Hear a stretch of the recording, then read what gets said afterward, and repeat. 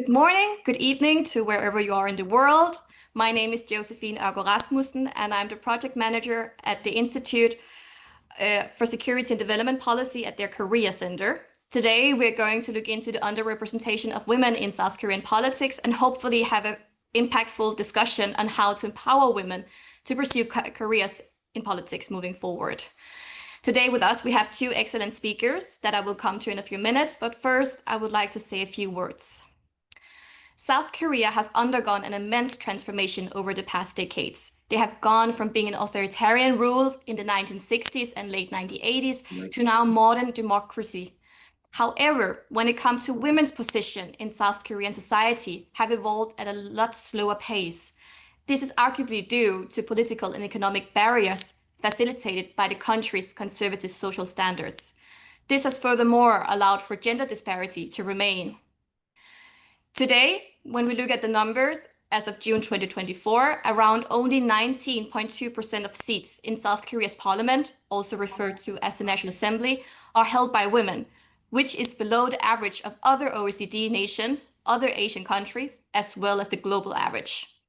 In total, or in global rating for gender equality in politics, South Korea is ranked 121st out of 193 countries in 2025. Then you might ask yourself, why is it important to have women represented in politics? Overall, is representation important when it comes to liberal democracies?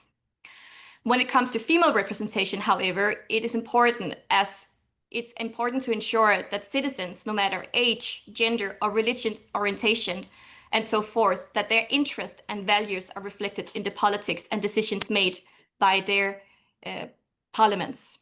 Additionally, representation is also of high importance in relation to achieve democratic accountability and legitimacy, as it allows citizens to feel heard and represented in the political decision-making process.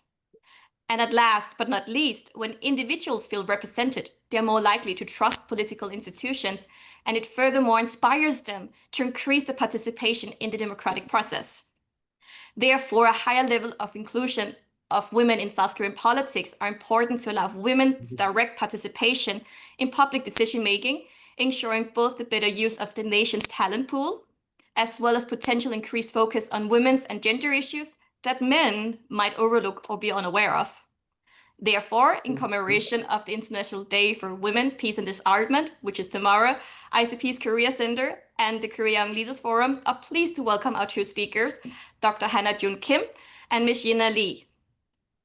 They will today discuss South Korea's history in relation to women's political participation, the constraints on women's participation and societal norms, and how South Korea women can be empowered to pursue careers in politics in the future. Dr. Hannah June Kim is an associate professor at the Graduate School of International Studies at Sogang University, where she also serves as director of the Korea and East Asia program. She earned her PhD in political science from the University of California, Irvine, and previously held position as assistant professor at the University of Nebraska, Omaha, and as a postdoctoral scholar at Stanford University, Walter Hay Shorenstein Asia Pacific Research Center. Her research interests include public opinion, gender, and democracy in East Asia. Ms. Yena Lee is a master's student at the Graduate School of International Study at Yonsei University, where she served as junior research associate at the university's Center for International Studies.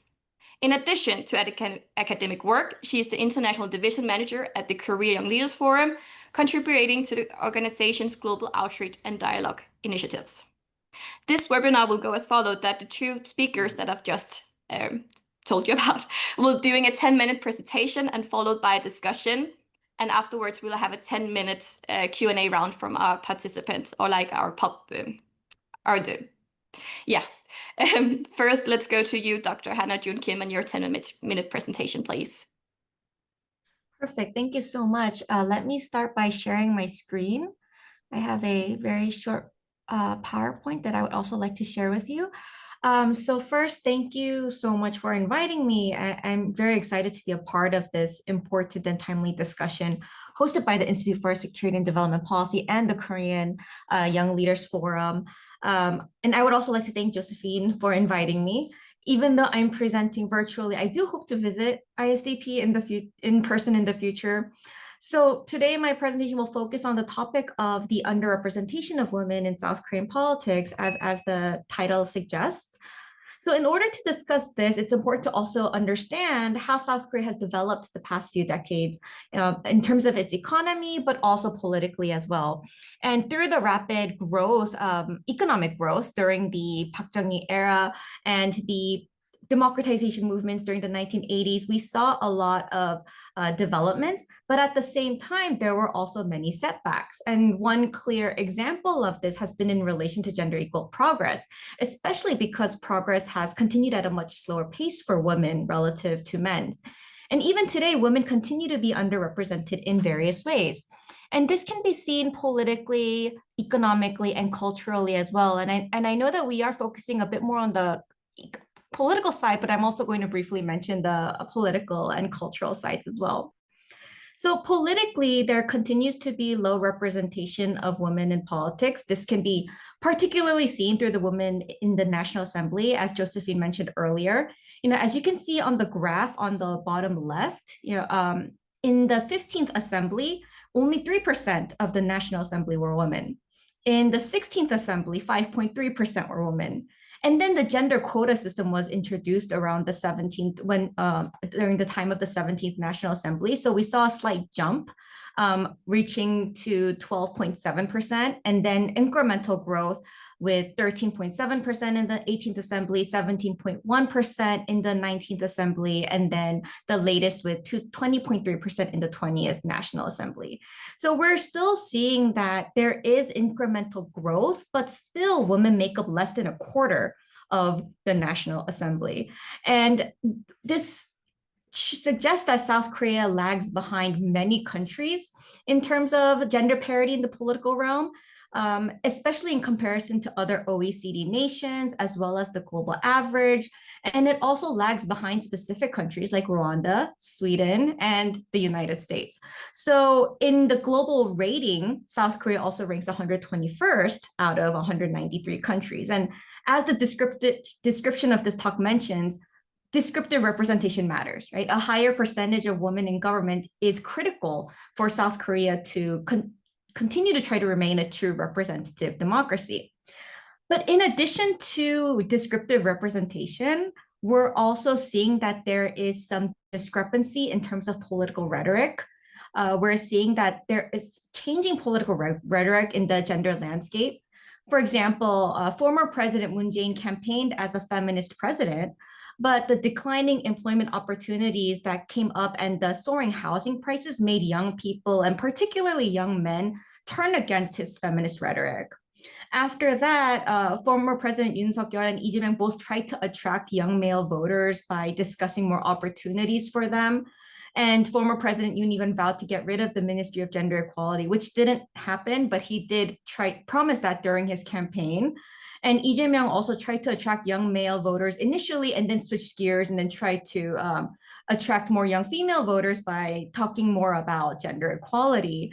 But in addition to this, former PPP leader and now part of a different party, Lee Jun-seok, has also been frequently seen criticizing issues related to gender and women. That has attracted a large young male voter base. So we're seeing that the rhetoric around gender and gender equality and women's rights has changed significantly, even within the past few years. And in addition to that, we've also seen the fall of certain female political leaders in Korea. Former President Park Geun-hye, the first female president of South Korea, was impeached during the candlelight protests in 2016, 2017. She was also criticized for not doing much to improve gender equality for women. So there is issues related to descriptive representation in terms of quantity, but also at the same time, the female leaders that have been in power have also been criticized heavily. And the rhetoric around gender equality among political leaders is also changing and shifting. Economically, we're also seeing that there are clear glass ceilings for women as well. Even though South Korea is considered an economic success story during especially from the Park Chung-hee era, relevant to other countries, the graph here even shows that as of 2021, South Korea ranked at the top in the gender wage gap among OECD countries. women are earning 31.1% less than men on average, and this is 20% higher than the OECD average of 12%. Even now, South Korea continues to sustain one of the largest gender wage gaps. And in addition to that, women are also more likely to be employed in irregular, part-time, and lower-paying jobs, which many of which lack security, benefits, advancement opportunities. And this is what we have described as the quote-unquote motherhood penalty, where women are implicitly or explicitly forced to leave the workforce after marriage or childbirth, and returning to work is often difficult, and it can lead to less stable and less paying jobs. And there's also the societal expectation for women to hold both childcare and household responsibilities, whereas men are required to, be the breadwinners. So in part because of this, women in South Korea also hold a smaller fraction of executive and board roles in major companies and conglomerates such as Samsung and Hyundai. And a lot of the times women are concentrated in administrative or support roles rather than the executive roles. So these cultural expectations and workplace discrimination simultaneously can create a significant barrier rather than, and this can even seem like a concrete ceiling rather than just a glass one for women. And culturally as well, there are both traditional and modern challenges and constraints. Traditionally, we know very well that there are some conservative family gender roles that continue to persist, often expecting women to prioritize family and caregiving over careers, while men are required to be the breadwinners. And one clear example of this is Chesa, which is an ancestral ritual that takes place to show respect to ancestors. And male descendants are expected to conduct Chesa, but the actual background work, all the work that goes into actually preparing for Chesa is done by women, and it can take weeks in preparation. So this is one of those more traditional ways in which we see the gender gap. But also there are modern challenges as well. And we can definitely see this with this growing gender gap among young people. So in this graph on the bottom left, this is a graph that came out in the Financial Times, and it actually showed the huge gender polarization among young women and young men in South Korea. And they are showing that they are shifting apart in terms of ideology, but also in terms of attitudes towards gender equality and support for women's rights as well. And this is showing that because of the difficult employment opportunities, because especially for men in terms of mandatory military service and a number of different issues, we're seeing a conservative shift among young men, whereas young women are continuously trying to fight against traditional glass ceilings and traditional barriers. So this divided sentiment is further being exacerbated in this cultural way. So why is this unique to South Korea? In many ways, we see issues related to gender equality worldwide, but one of the biggest issues has to do with compressed modernity. Korea rapidly advanced economically and politically, and because it happened so quickly, some parts of modernization were left behind. I believe that gender equality was one of these issues that were left behind during the modernization process, because now we're seeing traditional and modern values coexist, but they also conflict. And gender equality is one of those forms of conflict. And we can see how, despite successful democratization, there are still struggles related to gender equality politically, economically, and culturally as well. So what can we do to help empower women in Korea to pursue a career in politics in the future? This is a very difficult question, and it requires a multi-layered approach. It's going to require more descriptive representation. As we were talking about, it's not just the National Assembly that needs more women to be prominent, but in many different positions of political power as well. But in addition to that, it's also critical to have substantive representation, because in order to have, in part, descriptive representation, we also need to have substantive representation where policymakers, whether they are women or men, are fighting for women's rights and are providing more opportunities for women. And in that way, if we have a combination of both descriptive and substantive representation, this can provide much more of a push towards issues related to gender equality. when women are underrepresented as they are now, their perspectives, needs, and interests are overlooked. So we need policymakers and lawmakers that are focusing specifically on the things that women need in particular. And in addition to that, we need to increase civic education. South Korea is one of the most highly educated countries in the world, but when it comes to civic education, there is still a lot of limitations, right? There is less democratic awareness. There's less of a focus on education related to human rights, on civic rights, and so things like that need to be pushed further so that people can become more aware that these things are also things that are valued and important. And third, support networks need to be established. There needs to be stronger cross-party women's alliances. Right now, we're seeing political polarization, which is really putting a ceiling on issues related to gender equality. So there needs to be stronger cross-party women's alliances and networks, both at the institutional level, but at the societal level as well, so that more mentorship, policy sharing, advocacy, and many different things can be shared so that people are just more aware that there are these things that are possible. So simply put, representation can help, but we also do need civic education as well as stronger connections within society. And that is when I think we can really see the true democratic legitimacy in South Korea. So I will end my presentation here and I look forward to the Q&A. Thank you very much.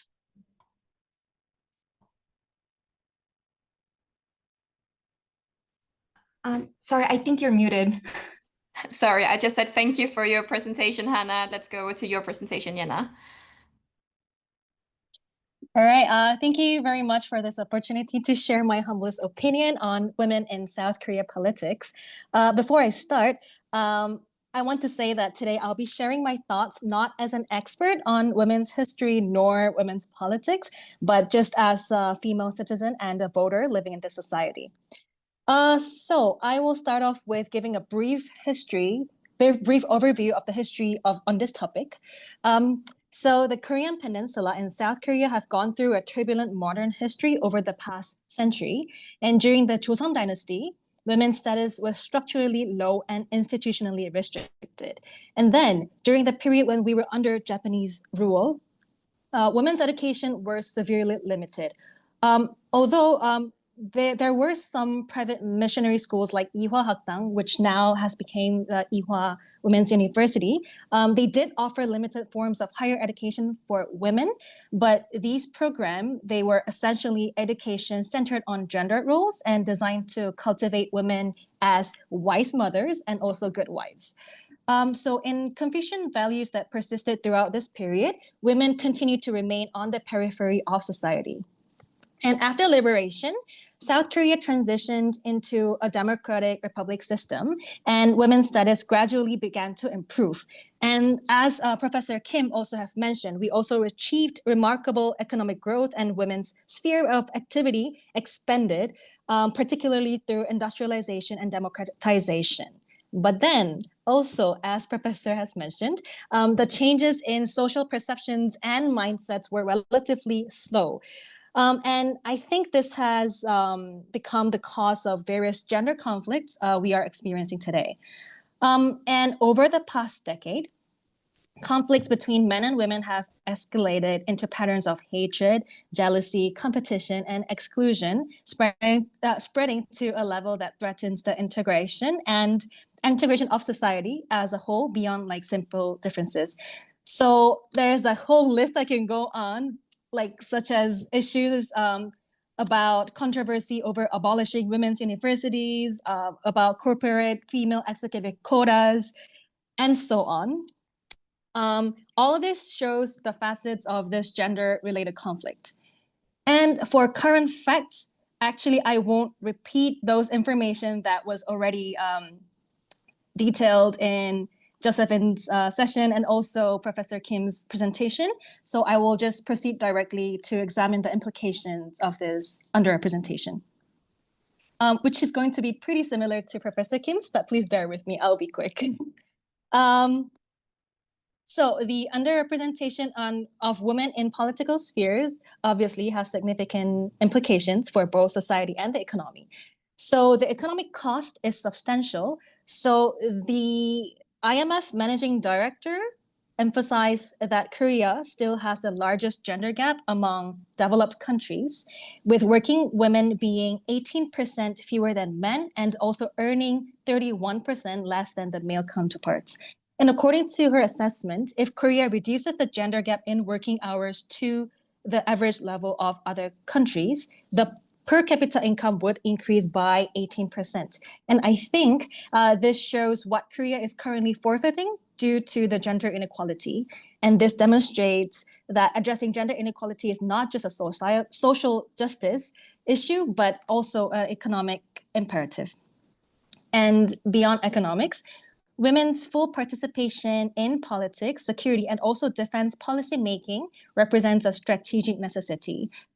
EU Ambassador Maria Castillo Fernandez emphasized in her recent visit to Korea that for a truly resilient and stable democracy, we must listen to and consider everyone's voices. So gender-sensitive policies increase operational effectiveness, build trust in institutions, and contribute to more sustainable peace, as Josephine has mentioned in the beginning. Women bring new perspectives and solutions to conflict resolutions, peace building, and crisis management. Therefore, conversely, I think this means when women are underrepresented in politics, we lose all these critical benefits that we could have. So I want to introduce a new term that emerged in Korea, which is called Seonam politics. It's actually an abbreviation of Seoul National University Educated Men over 50s. And it's a critique about how these men are controlling the political arena. And I think this expression starkly shows how closed and fixed our political structure has become and limiting innovation and responsiveness to diverse societal needs. And so why is women underrepresentation happening? So here's a brief overview of the relevant provisions that I found. So South Korea's Public Official Election Act includes provisions requiring political parties to nominate at least 50% women for proportional representation seats and to place women in every odd number position on party lists. And there's also a recommendation clause stating that parties should strive to nominate women for at least 30% of district seats. And two major parties have included mandatory 30% women's quota in their party constitutions. However, these provisions have largely remained unenforced in practice. I think there are several factors to this. First of all, the political parties exploit the system's structural weakness to avoid meaningful compliance. Means, since proportional representation seats only make up a small portion of the National Assembly, parties can technically meet the requirement there while ignoring women's representation in a more numerous and powerful district seats. And second, discussion about women's quotas often lead to controversies about fairness, increasing social resistance to the system itself. In particular, there has been a growing sentiment among young Koreans that views quotas as reverse discrimination, requiring a cautious approach, in my opinion. And finally, the lack of enforcement mechanism means parties face no real consequences for non-compliance. So this makes the provision essentially powerless, toothless. And the extent of this non-compliance became clear in the 2022 local elections. So despite the National Human Rights Commission's recommendation for securing gender equal political representation, the Korean Broadcasting System's comprehensive survey revealed stark disparities. So while the Justice Party actually achieved this goal by 52.9% female candidates, the major two parties not only failed to meet their 30%, but also continued their practice of nominating women primarily in non-winnable position rather than competitive districts. So how can Korean women be empowered in politics? So in my opinion, I think these legal women's quota alone cannot be the solution as shown in the reality. They might further fuel the already significant division and conflict between men and women. And while I understand and appreciate the purpose of the system itself, but I believe we need a more comprehensive approach. So experts have also pointed out that simply increasing the number of women is not effective. I think the professor has also mentioned about the substantive representation. And structural and cultural sensitivity to gender equality must spread within organizations first. So on a similar note, policies only for women will create another form of discrimination. We need balanced policies that allow men and women to play equal roles. And the importance of men's responsibility and role in advancing gender equality, I think, cannot be overlooked as well. So gender equality, like I said, is not just a women issue, but something that both of both sides should focus on together. So lastly will propose three different approaches to address these challenges. It's just my opinion. But first, I think voluntary participation by political parties is most crucial. Instead of relying solely on legal quotas, political parties should gradually increase the proportion of women in politics through their own initiative and commitment. And we should also expand training programs for female politicians across various specialized fields. And second, support systems and organizations for female politicians need to be actively implemented in Korea. And I believe this was also a point that Professor Kim has made. So we need social organizations that can provide financial support, training, and networking opportunities for qualified female candidates. I brought an example. So in the United States, Emily's List has been successful in helping over 1,500 female public officials get elected by providing support to candidates with specific political stances. So I think a similar organization in Korea could also help build women's political power through promotion and support networks and so on. And thirdly, but not lastly, I strongly believe that the structural issues such as childcare policies and career interruptions must be also addressed simultaneously.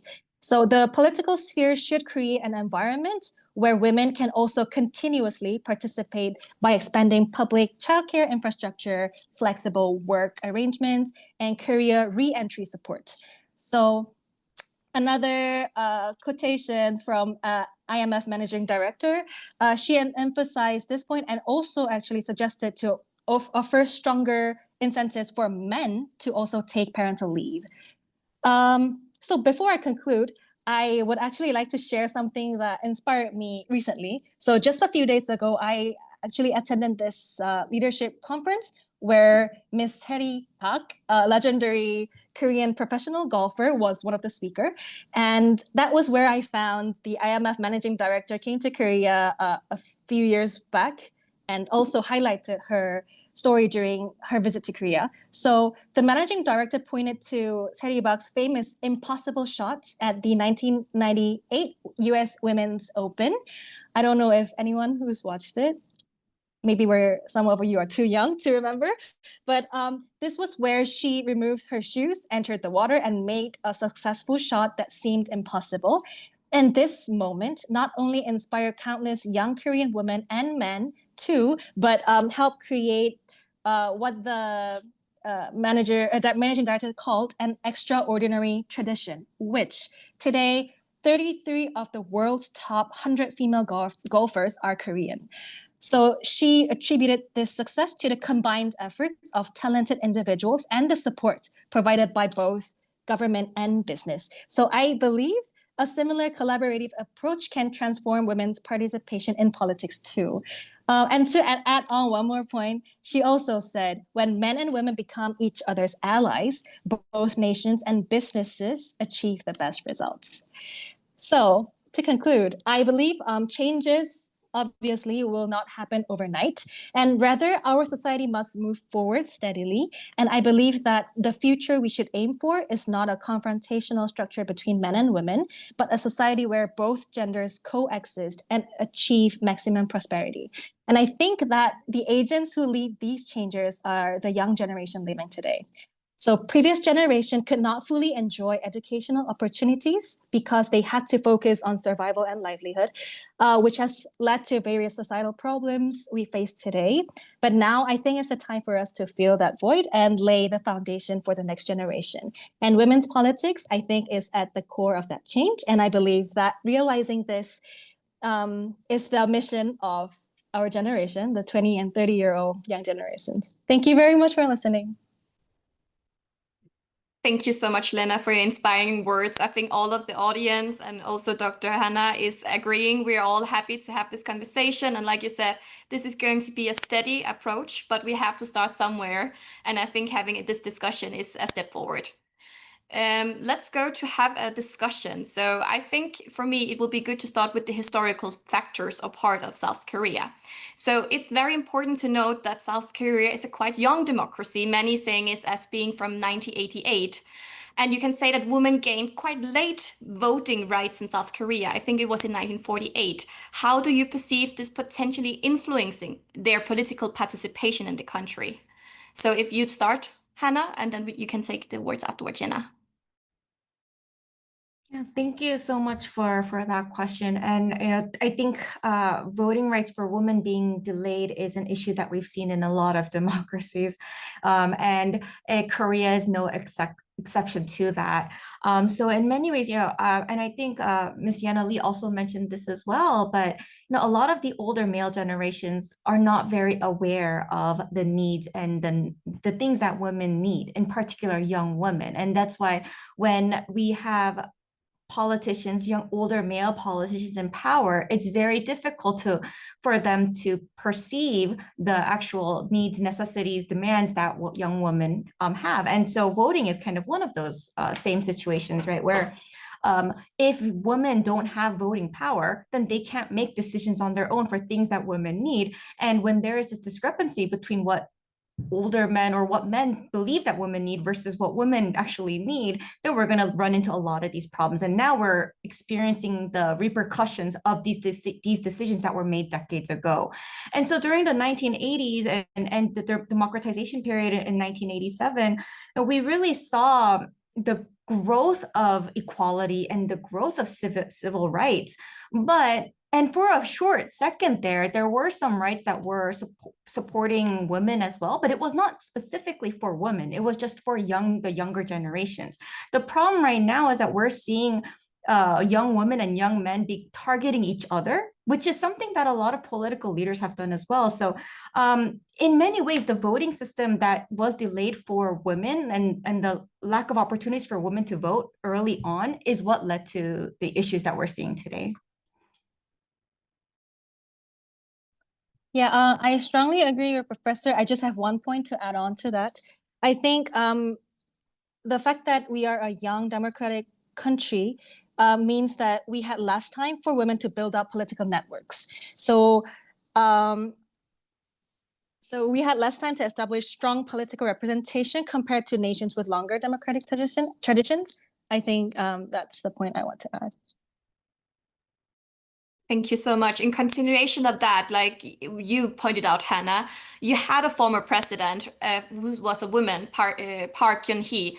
The thing is that Park Geun-hye was impeached, and you can say maybe have been can be perceived as like a negative kind of president or having a negative influence. How do you perceive the link between the impeachment of former President Park Geun-hye and the decrease maybe in support for women in politics today? It's the first time in 18 years that we don't have any female presidential candidate for the election here on June 3rd. Yeah, no, thank you for that really important question. The impeachment of Park Geun-hye during the candlelight protest came for many different reasons. There were a lot of issues related to corruption that had come up. Part of the reason for Park Geun-hye's popularity from the very beginning was because she was the daughter of Park Jong-il. She was the daughter of a dictator, and so, her voter base relied heavily on her father as well. So, and maybe because of that, or in relation to that, it seemed as though she was not a figure that really focused on gender equality or women's rights. Her focus was more on appealing to her voter base, who were mostly also fans of her father. So in many ways, she was not the substantive representation that we needed for gender equality. The fact that she was the only female president up until now is quite, unfortunate, because we do want to see more women in positions of power. But Park Geun-hye, unfortunately, was not the prime example of a descriptive representation of or for a female leader. Yes, on a similar note, I don't think the impeachment is related to like gender representative. Like, I think it's a personal issue rather than like seeing it as it impacting the female representation right now. I know, sadly, we don't have any female candidates in our current presidential election, but I don't think the impeachment of Park Geun-hye was a factor. Thank you. Can I add one more thing onto what Ms. Yana Lee said as well? Because right now the issue of gender equality is actually not coming up in any of these debates or in any of the campaigns. The Lee Jae-myung camp briefly mentioned providing more, I think, points like for employment for men in terms of participating in mandatory military service, but there has not been a lot of discussion about this for women. So they did briefly bring up one potential policy proposal, but it was met with a lot of backlash. So then it was scrapped immediately.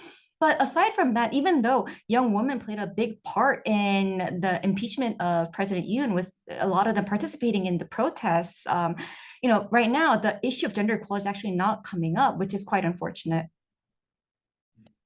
Thank you so much, Hannah. I was actually leading up to my next question, which was more like, one thing is that we see there's an issue with underrepresentation of women in South Korean politics, but is there overall a public discussion about, the lack of representativeness in the National Assembly? Is the people aware of this, or is there even a discussion, so to say, because it has to be from within that this change have to come, and therefore they have to be aware of or even recognize there might be an issue or something that has to change first? Yeah, I do think that there is awareness among the public. It's unfortunately, I just don't think there's much of a surprise. It's almost just expected at this point that there's not going to be gender parity in terms of the lawmakers in the National Assembly. And if anything, since the percentage has grown despite it being very incremental, there's less of a focus on that. The problem is that what we see in terms of a lot of elite rhetoric among political leaders is that they do target young women and young men against each other. When they're demonizing each other, it's harder to really focus on these structural issues related to gender equality, right? And so when we have political leaders who are saying, not directly, but indirectly or implicitly saying, hey, your problems are from this other group, not from us, then that becomes a problem, because then they're demonizing each other and that leads to more problems. So rather than there being a focus on descriptive representation, because this has always been an issue, now there's just more of a focus on who is saying what about women's rights and in what context. So I will tell you about my observation, my opinion. So I think from what I observe around me, there, to be honest, isn't much discussion about this going on. I have to admit also, somewhat embarrassingly, before preparing for this presentation, I myself wasn't also very aware of how underrepresented women are in the political field. And like we have mentioned, we have president election coming up in just 2 weeks, and there's hardly any campaign promises related to women political representation. So I think, let me just give you an example that I actually noted. So even the promise of 30% of women's nomination for district seats have remained just words without implementation. And in last year's general election, the actual rate of women nominated for district seats was only about 11% for the People Power Party and 16% for the Democratic Party. It's so low, but it's really sad that it's not being the public. I feel my generation is not fully aware of how underrepresented we are. Thank you so much. When I lived in South Korea myself, and I actually got the same image when talking to my Korean friends, when I told them about us being 50-50 in Denmark and the most of Scandinavia, they were quite shocked about this fact, actually. And in continuation of this, you just mentioned the younger people or the younger generation. I think it's important to see that overall we have maybe seen a trend that in South Korea, men are becoming more conservative and women more liberal in their voting stance. Could this potentially hinder the empowerment of women in politics moving forward? Like you said, we have this us versus them image coming up in more areas than others. If you will start with this one, Jenna.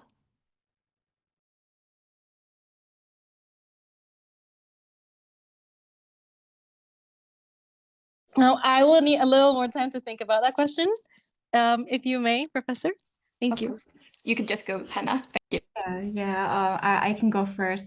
I think this is one of the biggest issues in Korean society today, the fact that this gender gap is growing among young women and young men. And I don't think that this is something that they put upon themselves. This is because of a lot of structural constraints and institutional barriers that have really targeted one group against the other and vice versa. And so we're seeing extreme versions of this online in a lot of fringe communities where there are extreme anti-feminists, but also extreme feminists as well. And they are not willing to really talk to each other, right? This is one of the biggest issues related to polarization. And so with a lot of young people right now, we're seeing a lot of young men who will criticize female political leaders because they are women, and at the same time, even when former President Moon Jae-in considered himself a feminist president, it was met with a lot of backlash. So, this could be a huge barrier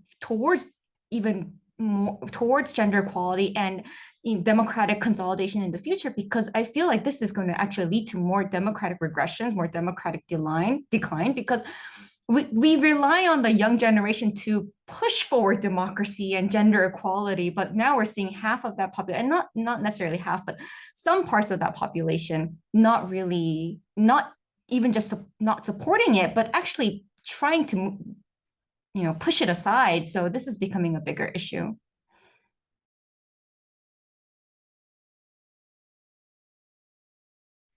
So, just to talk about the polarized issue, I think, like Professor said, it's just being utilized as like something to attack like both sides. Although it's flexible issue, I think it's not helping with the gender representation.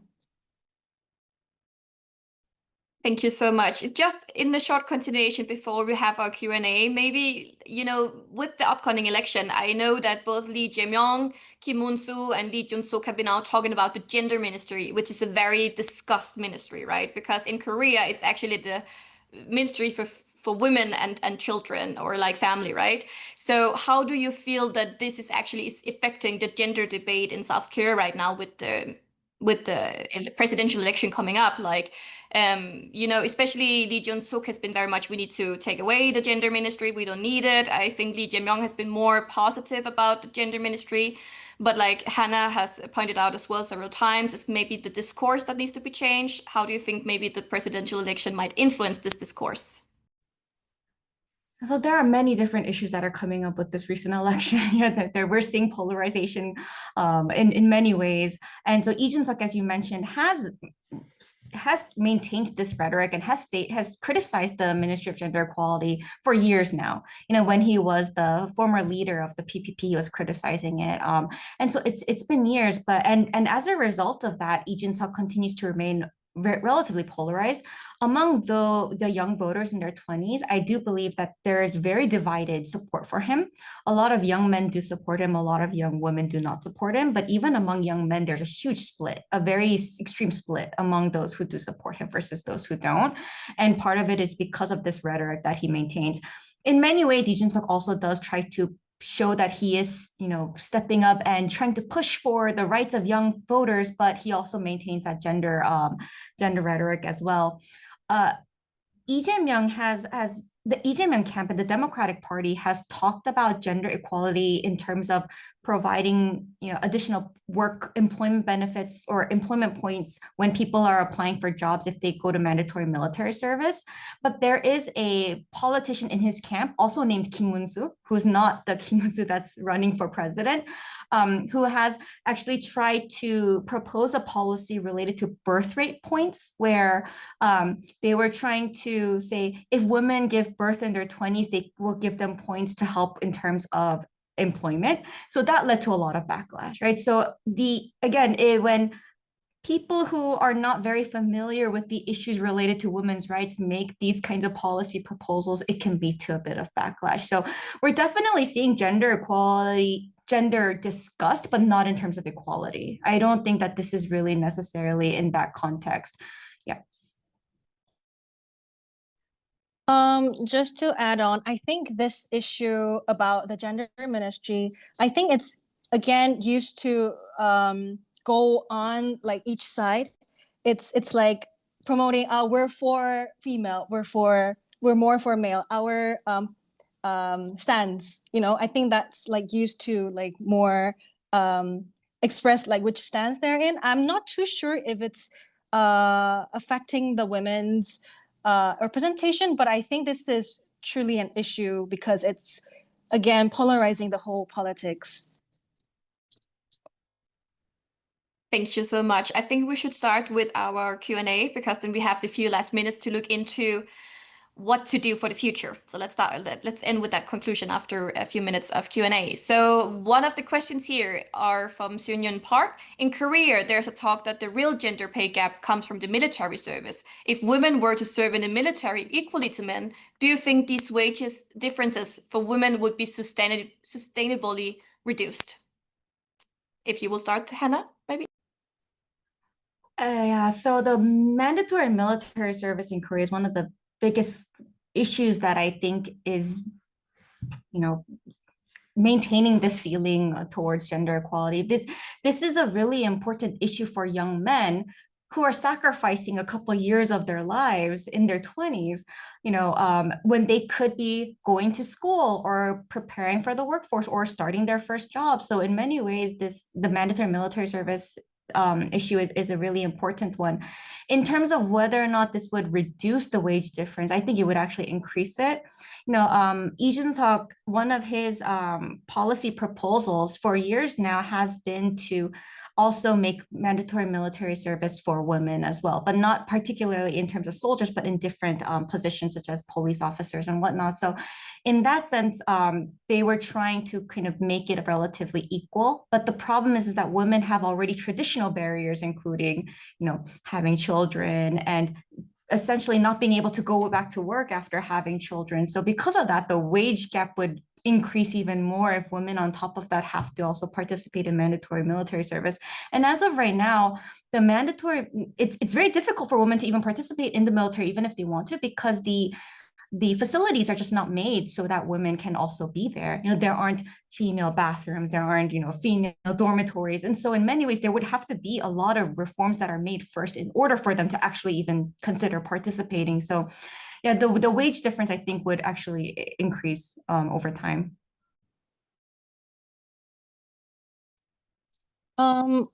So obviously,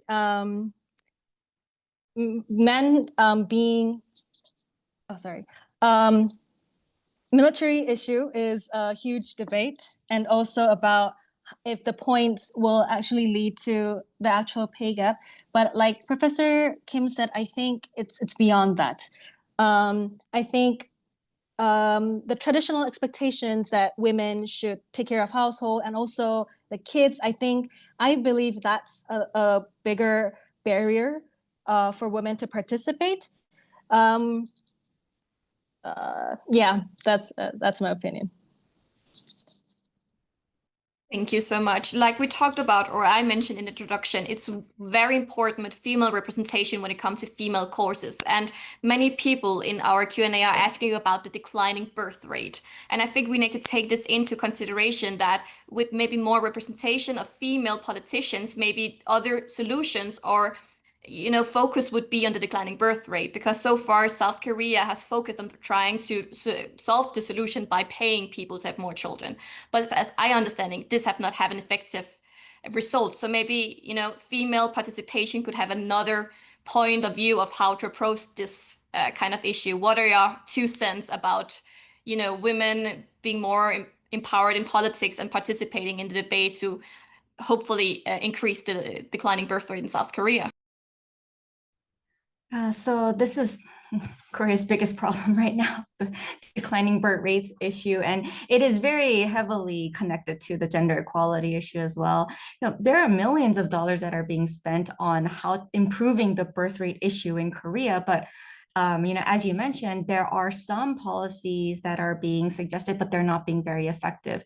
We will see, oh, if you have 3 children or more, then there will be some deductions in terms of housing, or will provide more financial support. And if you have 1 child, you can have the government will provide this much amount of support. But if this support is only 500,000 won a month, that can barely cover diapers and very minimal necessities at this point, especially with the increasing prices of everything. So the kinds of solutions that are being suggested and passed are just not very effective long term, right? And so right now, I've heard of some interesting proposals and policies that have already been passed. Last year, for example, the political leader who was in charge of addressing the birth rate issue was an older man, and he created a population decline dance. It's actually available on various YouTube and news sites, where they created a dance that would help women make their hips healthier so that they could have women. And that's what these funds were being used for, hiring people to do this dance together.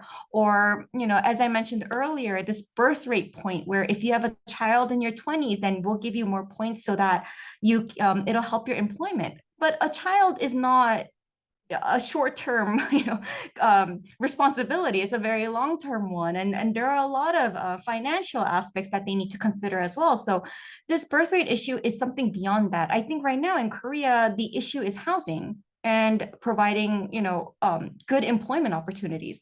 Housing has increased so much over the past 10 years that most young people will not be able to buy a house within the next 30 years. Because the housing prices have gone up so much, when they feel unstable without having a house, without having stable employment, it becomes impossible for them to consider getting married and having children. So right now, Korea, a lot of young people are calling this like the three giving up issue, where they give up dating, marriage, children, and then there are various versions of this where you give up a house, where you give up everything. So that kind of speaks to how a lot of young people feel about their future, and in addition to that, having children as well. So yeah, I totally agree, and I was mind blown about the dance. I never heard about it, but I don't know whose mind that came out from. But I think what we really need is support. So we need flexible work arrangements. We need support for career reentry supports, childcare, infrastructures. So I actually recently in my class, we were talking about an issue about gender, and we actually had 2 working moms in the class, and they were saying it's really hard for them to focus on any aspects, because still our society, it's still viewing women as the responsible person for the household and also the child. So I think this is a really important issue. And I think that is why we need more female participation in the politics and policy making, because we female know what the problem is and we know what to tackle. And we, I think, have another unique life experience and perspective other than men. Of course, they could have good policies, but I think we directly firsthand experience the inequality. So I think it will be really, really important for female to be a part of politics, policy making, and so on. Okay. So we have 6 minutes left. So I think one last quick question from the Q&A, and then let's wrap it up by looking to the future, if that's okay with you too. So the last question, unfortunately, there's so many that we have the time for, is what specific challenges do women face when trying to rise within South Korea's political parties?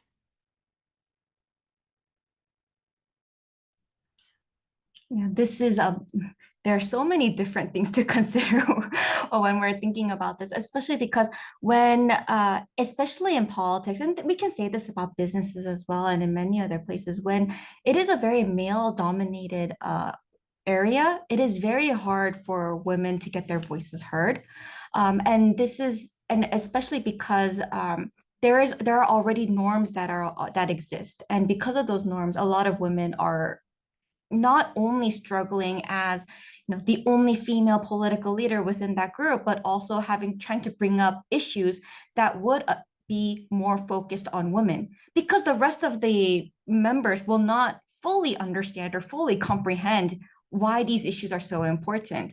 So trying to actually get policies proposed that address women is going to be one of the hardest things. And then surviving in that environment in general is going to be very difficult, especially because there is this kind of implicit way of, not just not being taken seriously, especially because traditionally women are not in those positions. So there's just no example of how they would go about, reacting or treating a lot of the female political leaders that are slowly coming up.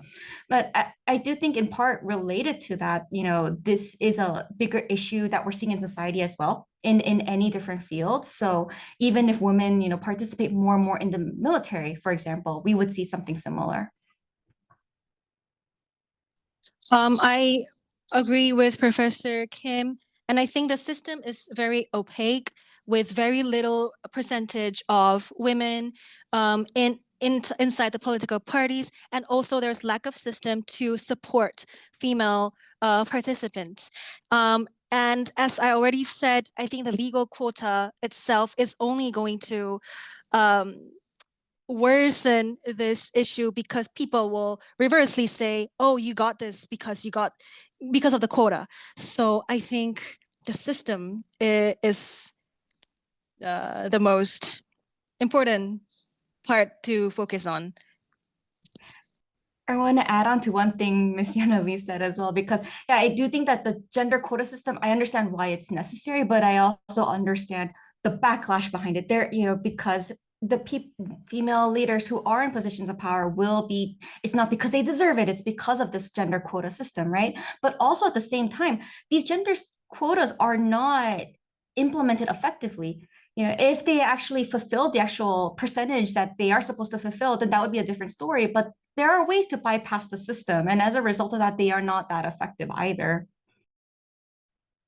Thank you so much. And I think that's the best way to lead to our final question, because we'll be looking into the effects and causes and why is it that women is underrepresented in South Korea. If we have to look to the future, we have to look to concrete solutions or concrete ways to improve this. So as I hear from the both of you, like quotas can only take you so far. What do we need to do, or what the South Korean population need to do to empower women to pursue career in politics, and hence hopefully better what you can say, the gender issues or gender debate in South Korea. If I start with you, Lena, representing the younger generation. All right. I think I've already told you during my presentation, I think creating the environment where women can continuously participate, I think that's the biggest issue that we should overcome. And I think another thing is, we were talking about how our politics are very polarized. I think that's a barrier to make this underrepresentation aware, because I feel like the polarized, how like each politic parties trying to attack each other, I think that just makes the younger generation kind of want to get out of the conversation. So I think the polarized issue and also creating an environment would be the best solution, in my opinion. Thank you. Yeah, I agree with Miss Jenna Lee, especially on the polarization aspect. This is something that needs to be addressed. Young men and young women are the future of Korea, and they need to be able to communicate with each other rather than allowing external forces to try to continue to separate them. So more education, but also more communication, more awareness. These things are very important, but also at the same time, I do think it's important to have a leader, a true leader, a true hero, almost a hero-like leader that can really bring people together. Right now, this kind of increasing polarization is a problem, but if there's a true leader that really can address all of the concerns of both young women and young men, this would be one of the biggest ways in which we could see the progress of gender equality in the future. Because if there is a female leader who really supports all the younger generation, that could make a lot of young people realize, oh, and especially young men who are somewhat showing more conservative attitudes towards gender equality, think, oh, wow, we can have female leaders who really care about us. And that could lead to a very different type of future. Thank you so much to both of you. It's been a pleasure having you with us. And again, really important topic we have discussed today. And also a big thank you to the Korea Young Leaders Forum for co-hosting this with us. As I just said in the beginning, this webinar will be followed by a report that will both be available in English and Korean. So hopefully we can get some more young Koreans engaged in politics. Also, I want to thank the audience for excellent questions. Unfortunately, there were so many, we didn't have time for all of them. Maybe we have to do a 2.0 webinar. And again, thank you so much. And I wish you all a lovely day here from Stockholm, Sweden. Thank you. Thank you so much. Thank Thank you you. so much. Have a nice day. Thank you.